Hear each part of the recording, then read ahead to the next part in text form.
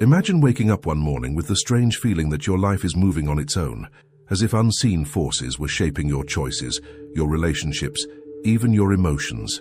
What if those forces weren't external, but hidden deep within you, in the unexplored territories of your own mind?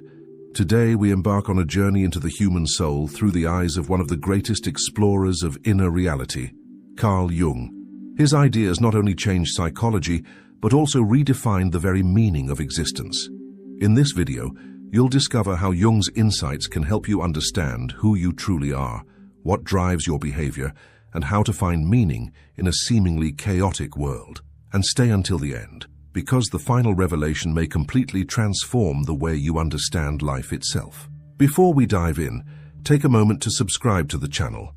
Leave your like and share this video with anyone who's searching for something deeper, because what we're about to explore goes beyond psychology. It touches the mystery of being alive. Carl Jung was not merely a psychologist, he was a visionary. He dared to look into the darkest corners of the human mind and found light there.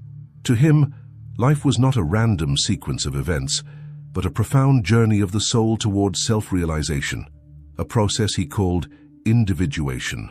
This, Jung believed, was the true purpose of human existence, the integration of all that we are, both light and shadow, into a harmonious whole. Think about it. How much of your life is driven by conscious choice and how much by invisible patterns within you? Have you ever wondered why certain situations keep repeating themselves, why you attract similar people, or why you sabotage your own happiness? Jung would say that these are not coincidences, they are reflections of your unconscious, the vast hidden part of your psyche that holds the key to your destiny. For Jung, the unconscious was not just a storage place for repressed memories. It was alive, intelligent, and purposeful. It communicates through dreams, symbols, and synchronicities, those mysterious coincidences that seem too meaningful to be chance. When you start paying attention to them, life itself begins to speak in a new language, the language of the soul. Let's pause and reflect. Have you ever had a dream so vivid that it felt like a message, or experienced a coincidence so perfect that it seemed designed just for you? Jung would tell you that these moments are not random. They are glimpses into a deeper order of reality. He called this the collective unconscious, a vast field of shared human experience that connects us all, beyond time and culture. It's where universal symbols and what Jung called archetypes reside. The hero, the mother, the shadow, the wise old man. These archetypes live within every one of us, shaping our stories, our fears, and our desires. Every human life, Jung said, is a myth in motion, a story unfolding from the unconscious into the world. And every challenge, every crisis, every heartbreak is not punishment, but initiation, an invitation to grow, to know yourself more deeply. Jung once wrote that there is no coming to consciousness without pain. Think about that. Growth requires struggle. Transformation demands that we face what we'd rather avoid.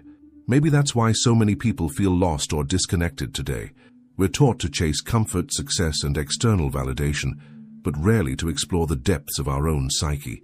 We avoid silence, suppress emotions, and numb ourselves with distraction.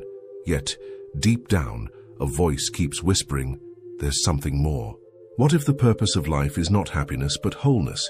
Not perfection, but integration? Jung believed that within every person lies both good and evil, light and darkness, and our task is not to eliminate one side, but to bring them into balance. One does not become enlightened, he said, by imagining figures of light, but by making the darkness conscious. This is perhaps his most powerful teaching, and it is also the most difficult to accept. When you look honestly at your fears, your jealousy, your anger, you are not becoming worse, you are becoming real. You are reclaiming the parts of yourself that have been buried, denied, or rejected. Jung called this the shadow, everything we refuse to see in ourselves but unconsciously project onto others. Have you noticed how easily we judge in others what we secretly fear in ourselves? The person who annoys you the most might actually reveal the part of your own nature you're avoiding. So ask yourself, what do you see in others that triggers discomfort in you? What might that reveal about your own hidden self? Jung said that facing the shadow is not about guilt, but about liberation, because when you bring awareness to your darkness, it no longer controls you from the shadows. The journey toward wholeness begins the moment you stop running from yourself, and it's in this confrontation with your inner world that the real adventure of life begins. Jung believed that each person carries within them a unique blueprint, an inner path that leads to their own truth. The symbols in your dreams, the emotions that rise uninvited, the patterns that repeat, all of these are signposts guiding you toward that truth. But you must listen. You must dare to look within. As we continue, we'll uncover how Jung's vision of the psyche can help you navigate relationships, purpose, and the search for meaning, and why the final stage of his philosophy holds the most profound secret of all, the realization of the self. Life, Jung believed, is not a straight path. It is a spiral, a continuous unfolding where we return to the same themes again and again, but each time with deeper understanding. The experiences that seem to repeat are not punishments. They are lessons. They reappear until the soul fully learns what it came here to learn. This is why Jung said, "What you resist not only persists, but grows in size." Think about how often you resist pain, disappointment, or uncertainty. You try to escape it, distract yourself, pretend it's not there. But resistance only strengthens what you avoid. Jung taught that the only way out is through awareness, through understanding, through courage. The moment you stop fighting your inner storms and start observing them, transformation begins. It's as if the universe whispers, "Face this, and you will be free." Now imagine that the events in your life, even the painful ones, are not random. Jung saw meaning in everything. He believed that life has a mysterious intelligence, a hidden order that communicates with us through what he called synchronicity, meaningful coincidences that connect inner and outer worlds. When you start noticing patterns, repeated symbols, or events that align with your emotions or thoughts, you are entering into dialogue with the unconscious. You begin to see that life is not something that happens to you, but something that happens through you. Have you ever thought of someone you haven't seen in years, only for them to suddenly call you that same day? Or have you found the exact book or phrase you needed at the precise moment you were struggling? Jung saw these not as accidents, but as glimpses into a deeper reality, one that transcends cause and effect. Synchronicity reminds us that our lives are woven into a greater tapestry of meaning beyond logic and coincidence. At the heart of Jung's philosophy is a question that shakes the foundations of modern life. Who are you, really? Not your name, your job, or your social roles, but the essence beneath it all. Jung believed that beneath the mask we show the world, what he called the persona, lies a much larger and more authentic being, the self. The self is not your ego. It is the totality of who you are, conscious and unconscious, known and unknown. The ego is the part that says, "I want, I think, I believe." The self is the silent presence behind all of it, the center that observes without judgment. In a world obsessed with image and status, we are taught to polish our personas, to fit in, to be liked. But Jung warned that the more we identify with our mask, the further we drift from our true self. That's why so many people feel empty even after achieving success, because the persona may bring approval, but it cannot bring fulfillment. Fulfillment comes only from the alignment between your outer life and your inner truth. Ask yourself, are you living from your essence or from your mask? Do you say yes when your soul wants to say no? Do you follow paths that please others but silence your inner voice? Jung's work invites you to peel away the layers and rediscover who you were before the world told you who to be. He said, "The privilege of a lifetime is to become who you truly are." Notice that he called it a privilege, not an obligation, not a task, but a sacred opportunity. Becoming who you truly are is not about achieving something new. It's about remembering what has always been there. This path, however, is not easy. The process of individuation, the journey toward the self, often begins with crisis. It may come through heartbreak, loss, illness, or a moment when everything you believed starts to crumble. Jung saw these moments not as breakdowns, but as breakthroughs. When the structures of the ego collapse, the soul finally has space to speak. What looks like the end is often the beginning of your most authentic life. When you experience inner conflict, Jung said, do not rush to solve it. Sit with it, because inside every conflict lies a seed of transformation. The tension between opposites, love and fear, hope and despair, reason and instinct, creates the energy needed for growth. Jung called this the tension of opposites, and it is what fuels the evolution of consciousness. So when you feel torn between choices, when you doubt yourself, when life seems to pull you in two directions, remember that this is not a sign of failure. It's a sign that your soul is trying to expand. You are being stretched so that something greater can emerge. Just as gold is purified through fire, the soul is refined through contradiction. Jung also warned that when people lose contact with their inner world, they become vulnerable to collective madness, to ideologies, mass movements, and the seduction of conformity. He witnessed this firsthand during the rise of totalitarian regimes in Europe. He understood that the real danger to humanity was not external power, but internal emptiness. When we fail to know ourselves, we seek identity in the group, and when the group replaces the soul, conscience disappears. To heal the world, Jung believed, we must first heal the individual.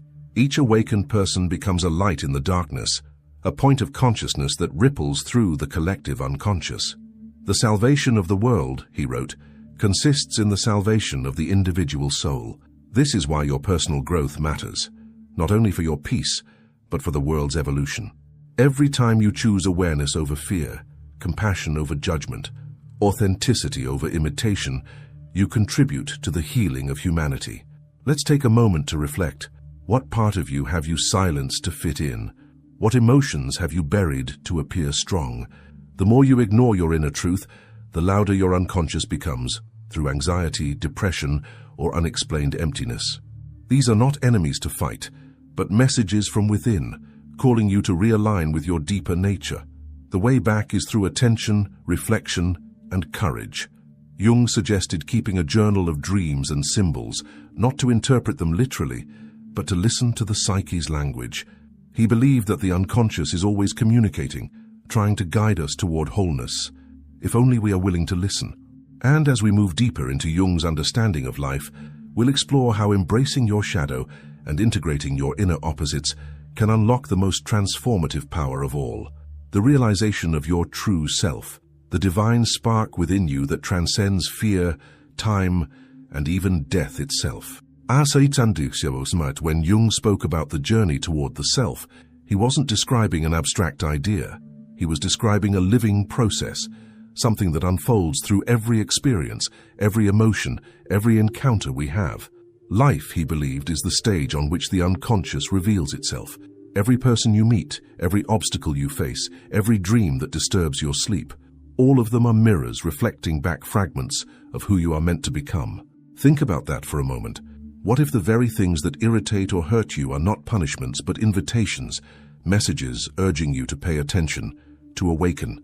Jung saw the world as a symbolic mirror of the psyche. Nothing is truly random. Everything is trying to teach you something about yourself. The problem is that most people are too distracted or too afraid to listen. They seek answers outside, while the real transformation is waiting quietly within. Jung often compared the human psyche to a vast, unexplored ocean. The conscious mind, what we normally think of as me, is just the small island above the surface. Beneath it lies the immense depth of the unconscious, holding memories, instincts, ancestral experiences, and spiritual truths we've forgotten. The deeper we dive, the more we uncover the hidden architecture of our being. And yet, diving into these depths is not without danger. It requires courage, honesty, and humility, because what you find there may challenge everything you think you know about yourself. In his clinical work, Jung observed that many psychological problems arose from the denial of inner truths. People suffered not because of external misfortune, but because they were cut off from the deeper meaning of their lives. Depression, he said, was often the cry of the soul for renewal. The most terrifying thing, Jung wrote, is to accept oneself completely. Think about the depth of that statement. To accept oneself completely means embracing both your beauty and your darkness, your wisdom and your ignorance, your divinity and your flaws. Few have the courage to do this, but those who do awaken to a freedom that cannot be taken away. We live in a world that tells us to always be positive, to always move forward, to avoid the dark and the painful. But Jung reminds us that the treasure we seek is hidden in the cave we fear to enter. If you avoid your pain, you avoid your power. If you reject your darkness, you reject your wholeness. True healing begins the moment you stop labeling emotions as good or bad and start seeing them as part of a greater design. Ask yourself, when was the last time you allowed yourself to truly feel sadness, anger, or loneliness without trying to escape it? What if these emotions are not weaknesses, but teachers? What if each emotion carries a fragment of your lost self, waiting to be reintegrated? Jung's wisdom tells us that every feeling, no matter how uncomfortable, has meaning. When we honor it, we recover parts of our soul that we abandoned long ago. He also believed that dreams are the royal road to the unconscious. In dreams, the soul speaks in images, metaphors, and symbols, the same language used by ancient myths and religions. Jung spent decades decoding dreams, not as mere fantasies, but as living messages from the deeper self. He noticed that across cultures and centuries, the same symbols appeared: water, fire, animals, heroes, mothers, journeys into darkness and back into light. These are archetypes, universal patterns that express the evolution of the human spirit. They tell us that, beneath our differences, we share a common inner story. One of Jung's most revolutionary ideas was that psychological growth is a spiritual process. He was not afraid to use words like soul and divine because he saw the psyche as sacred. He believed that every human being carries within them a spark of the divine, not in a religious sense, but as an inner light of consciousness seeking expression. The goal of life, therefore, is not simply to survive or achieve, but to allow that divine spark to unfold, to manifest in the world through our creativity, compassion, and awareness. But Jung also warned that the journey toward wholeness is not for the faint of heart. It demands confrontation with the shadow, that dark mirror of ourselves that holds everything we reject. He said that most people don't see the shadow not because it's hidden, but because it's too painful to acknowledge. We prefer to believe that evil lies outside of us, in other people, in society and systems, rather than within our own potential. Yet Jung insisted that true morality begins only when we recognize our own capacity for darkness. Knowing your own darkness, he said, is the best method for dealing with the darknesses of other people. The moment you acknowledge your shadow, something extraordinary happens. Compassion awakens. You stop judging others so harshly because you see yourself in them. You realize that we are all fragments of the same totality, struggling to remember our wholeness. This realization dissolves the illusion of separation, opening the door to forgiveness, not just for others, but for yourself. Jung often referred to this moment as the confrontation with the self. It is a turning point in which a person begins to sense the presence of something greater within, a guiding intelligence that is both personal and universal. He described it as an inner dialogue with the divine. This is not religion, it is direct experience. When the ego humbly steps aside, the self begins to lead, and life starts to flow in harmony with meaning and purpose. Many people experience this shift during times of crisis or transformation, when the old ways no longer work, and something new must be born. The ancient myths of death and rebirth symbolize this very process. Just as the phoenix burns before it rises from its ashes, so must the ego dissolve for the self to emerge. This is not destruction, it is renewal. The death of illusions makes room for truth. You may ask, how do I know if I am walking this path? The answer is simple but profound. When you begin to feel a quiet sense of alignment between your inner world and outer actions, when you no longer chase validation but live from authenticity, when your choices reflect your soul rather than your fears, that is the voice of the self guiding you. The more you follow that inner guidance, the more synchronicities begin to appear. You meet people who seem placed in your life for a reason. Opportunities appear at the perfect time. Obstacles turn into lessons. This is what Jung called living in alignment with the self, a life not ruled by chance or ego, but by purpose. And as you continue to integrate your shadow, to listen to your dreams, and to follow the quiet wisdom of your heart, something incredible begins to happen. You discover that life itself is conscious, that existence is not a meaningless accident, but a living dialogue between the human soul and the universe. In the next part, we will explore the most profound revelation of Jung's philosophy, how the realization of the self leads to the ultimate understanding of life, that consciousness itself is the bridge between the human and the divine, between the seen and the unseen, and how, when you awaken to this truth, everything in your life, even suffering, transforms into purpose. The realization of the self, Jung said, is the greatest achievement of a human life, but also its greatest challenge. It requires nothing less than a total transformation of consciousness. It is not about becoming someone new, but about remembering who you have always been beneath fear, conditioning, and illusion. When this awareness dawns, you no longer ask, "What is the meaning of life?" because you understand that life itself is meaning. To Jung, the self was not just a psychological construct, it was the expression of the divine within us, the spark of eternity living inside the limits of time. He wrote, "Who looks outside dreams, who looks inside awakes." This awakening is the moment you realize that the source of wisdom, peace, and love you've been seeking has always been within you. The gods, the myths, the symbols, all point back to the same truth, that the center of the universe is mirrored in the center of your soul. But awakening is not a single event. It unfolds gradually, like the sunrise. You begin to see life differently, not as a series of random occurrences, but as a vast interconnected web of meaning. The people you meet, the challenges you face, the losses you endure, all of them become part of your evolution. The ordinary becomes sacred. Every breath becomes a prayer.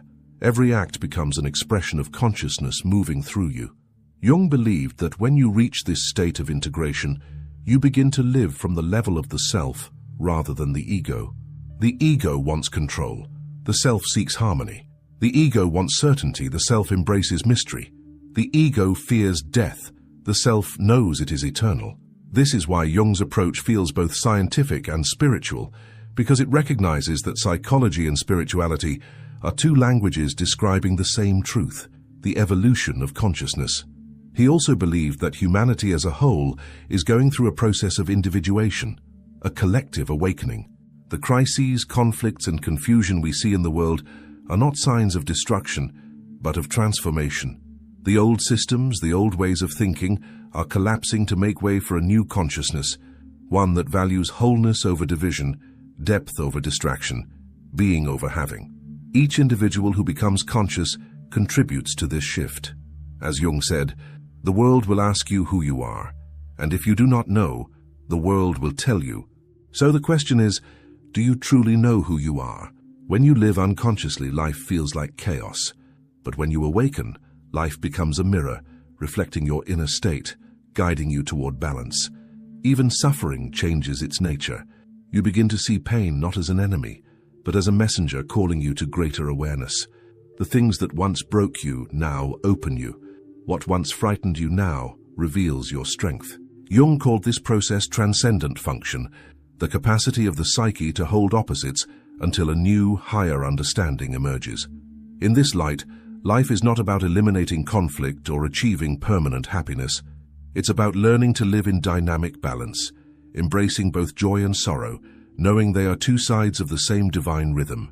The self, like the center of a mandala, holds all opposites within it. Darkness and light, life and death, chaos and order, in perfect harmony. Imagine looking at your entire life from this higher perspective. The struggles, the losses, the mistakes, all become threads in a grand design. You see that everything was preparing you for this moment of awareness. Nothing was wasted. Nothing was meaningless. The pain you endured became the soil in which wisdom grew. The loneliness you felt opened space for deeper connection. The questions that once tormented you now guide you toward purpose. This is the secret Jung wanted humanity to understand, that life's purpose is not given to you, it is revealed through you. Every person is a unique expression of the universe, carrying within them a spark that can never be repeated. Your task is not to imitate anyone else's journey, but to live your own myth fully and consciously. To listen to your dreams, follow your intuition, confront your shadow, and live in alignment with your soul's truth. He warned, however, that awakening does not mean perfection. Even the most conscious person still carries flaws, fears, and contradictions. But the difference is that they no longer identify with them. They see them as passing clouds in the vast sky of awareness. The awakened soul no longer seeks to escape life, but to embrace it completely, to love the light and the darkness equally, because both are part of the same whole. In this realization lies freedom. Freedom from fear, from comparison, from the endless chase for meaning outside yourself. You no longer look for God in the heavens or happiness in possessions. you discover that both live quietly within your own being. You become a participant in creation itself, not by controlling life, but by flowing with it consciously. This is what Jung called the individuated life, a life where inner and outer worlds reflect each other in harmony. It does not mean a life without problems, but a life with purpose. A life where every experience, joyful or painful, becomes part of your ongoing dialogue with the infinite. And perhaps the most astonishing discovery of all is that the self, this divine core within, is not separate from the world. When you awaken, you realize that there is no you and life. There is only life, expressing itself through you. The observer and the observed, the dreamer and the dream are one. This is not philosophy. It is direct experience. It is the point where psychology touches the mystical, where the science of the mind becomes the art of the soul. Carl Jung's legacy reminds us that the answers we seek are not hidden in books or theories, but in the depths of our own consciousness. The journey inward is the journey home. It is there, in the quiet center of your being, that you discover the truth that sages and mystics have whispered for centuries. You are not a drop in the ocean. You are the entire ocean, contained in a single drop. So as this reflection comes to a close, take a deep breath and remember, life is not something to be solved. It is something to be lived, to be felt, to be experienced with awareness. The more you awaken, the more you see that everything, every joy, every sorrow, every coincidence, was guiding you toward this moment of understanding. And if there is one message that Jung would leave you with, it is this. The meaning of life is to realize the self. Everything else, success, failure, love, loss, are simply the steps leading you there. Now it's your turn to look within and ask, who am I, really? Because the moment you begin to seek the answer, your true life, your conscious, awakened life, finally begins. Thanks for looking.